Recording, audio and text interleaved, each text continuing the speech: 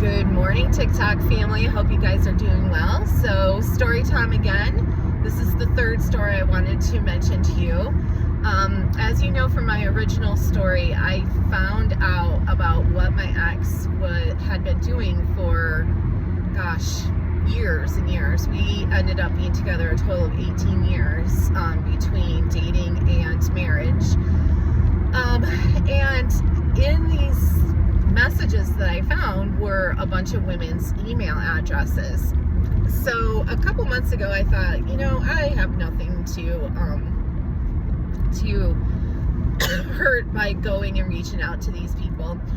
So, and maybe some of these women are still with him, and maybe it would be good to warn them about his shenanigans. So I ended up creating a fictitious Gmail account and sending them all messages. And there was only one person that reached out. I was very surprised because New Jersey lady had been in his emails since like 2018. So I was very surprised that she didn't reach out. She's the one that I suspect that he was married to at the same time as being married to me. But the one that did reach out was a person I had only found one email from this person, only one, and she was the one who reached out. So at first I was a little skeptical, wasn't really for sure if it was her I was speaking with or if it was my ex. But as the conversations went on, I determined it wasn't my ex, it was her. The main thing that I found out was that he also used her. He had twin boys with her, and he also took out a loan with her for equivalent about 10,000 US and then skipped out on all of it. So it doesn't surprise me because as I look back, he's notorious for creating these kinds of situations and then just abandoning them. And I feel bad that she also is in that situation. I also wonder, as the years go on, how many more brothers and sisters are out there that my daughter doesn't know about now and may eventually, as she gets older. I did eventually share with this person my real contact information, and I linked my story to her, my Karma Won't Keep Your Secrets story. And I don't know if she listened to it. That's her choice if she did or not. I did also say, hey, if you are, in the area, shared with her where I lived, and you feel comfortable for our children to meet, I would be fine with that. But like I said, she didn't reach out again after the last email where she said about the money and the children. So I don't know, maybe eventually I'll hear from her again. But, I feel bad that there are children out there that are related to my daughter, and she has brothers and sisters she doesn't even know about. And hopefully at some point there will be a chance for her to get to know them and have them in her life, because she's always wanted brothers and sisters. She's an only child between my ex and I. So I don't know. I will, let's see, how do I want to say this? If it happens naturally, I will support that in the best way that I can for my daughter.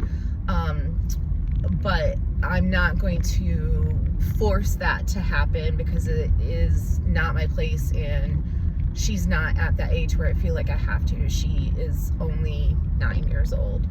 But if she figures things out and starts asking questions, then we'll take it from there. I just hope that eventually,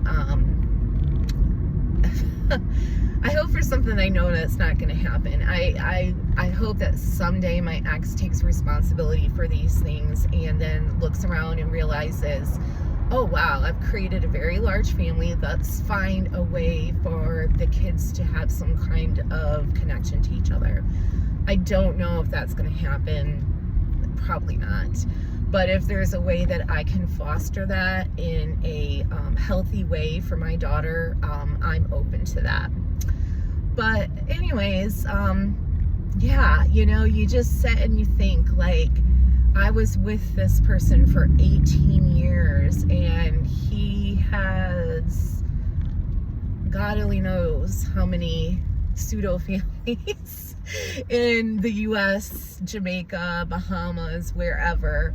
And these people don't know, or they do know and they've been bamboozled, and now they're sitting back trying to pick up the pieces.